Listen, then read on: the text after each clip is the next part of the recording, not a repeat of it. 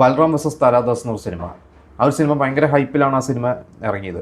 ആ ഒരു cinema announce ചെയ്ത സമയത്ത് കുഞ്ചാക്കോ ബോബൻ ആ ലിസ്റ്റിലുണ്ടായിരുന്നു, കാസ്റ്റ് ലിസ്റ്റിലുണ്ടായിരുന്നു. പക്ഷേ കുഞ്ചാക്കോവിന് പകരം ആ വേഷം ചെയ്തിട്ടുള്ളത് അരുണാണ്. അതിൽ ആ ഒരു സോങ് സീക്വൻസ് ഉണ്ട്. ആ ഒരു സോങ് സീക്വൻസിൽ അതിൽ ഒരുവിധം എല്ലാ താരങ്ങളുണ്ട്. അതിലും അരുണുണ്ട്. എനിക്ക് കത്രീന കൈഫിൻ്റെ കൂടെ ഡാൻസ് ചെയ്യാനൊക്കെ പറ്റി എന്നുള്ളതാണ്. കുഞ്ചാക്കോവിന് അന്ന് കിലുക്കം കിലുകിലുക്കം എന്നൊരു സിനിമയ്ക്ക് ശേഷം ക്ലാസ്മേറ്റ്സും ബൽറാം വേഴ്സസ് താരാദാസ് 2 സിനിമയും നിരസിച്ചു. അതിൽ ബൽറാം വേഴ്സസ് താരാദാസിലെ വേഷം ചെയ്തത് അരുണും ക്ലാസ്മേറ്റ്സിലെ വേഷം ചെയ്തത് നരേനുമായിരുന്നു.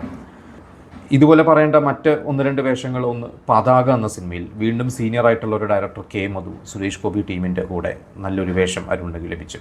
നസ്രാണി എന്ന് പറയുന്ന ഒരു സിനിമ 2007 റിലീസായ സിനിമയാണ്. ജോഷി, രഞ്ജിത്ത് കൂട്ടുകെട്ട്. രഞ്ജിത്ത് ഒരു ഇടവേളയ്ക്ക് ശേഷം മറ്റൊരു സംവിധായകന് വേണ്ടി സ്ക്രിപ്റ്റ് കൊടുത്ത ഒരു സിനിമയായിരുന്നു നസ്രാണി. അത് ശക്തമായിട്ടുള്ള റോള് തന്നെ, ഒരു നെഗറ്റീവ് ടച്ചുള്ള ഒരു രാഷ്ട്രീയക്കാരൻ്റെ ഒരു വേഷമാണ്. ശരിക്കും അരുണിൻ്റെ ഒരു ക്യാരക്ടറാണ്. അരുണിൻ്റെ ക്യാരക്ടറിൻ്റെ മരണവും അതിനോടനുബന്ധിച്ചിട്ടുള്ള കുറച്ച് അന്വേഷണവും അങ്ങനെയൊക്കെയാണല്ലോ സിനിമ കണ്ടവർക്കറിയാം. എന്തായാലും ഇത്രയും കുറേ വേഷങ്ങൾ ഇതേ പല മുൻനിര സംവിധായകരുടെ സിനിമകൾ സൂപ്പർ സ്റ്റാർസിൻ്റെ ഒപ്പമൊക്കെ അഭിനയിച്ചിട്ട് കൂടി എവിടെയോ അദ്ദേഹത്തിന് പാളിപ്പോയതാണോ അതോ നമുക്കറിയില്ല, അതൊരു തലവരെയാണോ എന്നുള്ളത്. കാരണം അപ്പുറത്ത് അതേ സമയത്ത് നേരത്തെ പറഞ്ഞ പോലെ നരേനാണെങ്കിൽ ഒരു അച്ചുവിൻ്റെ അമ്മയും ക്ലാസ്മേറ്റ്സും അത് രണ്ടും അദ്ദേഹത്തിന് ഭയങ്കര അത് ഗുണം ചെയ്ത് രണ്ടും ഭയങ്കര ഹിറ്റായി.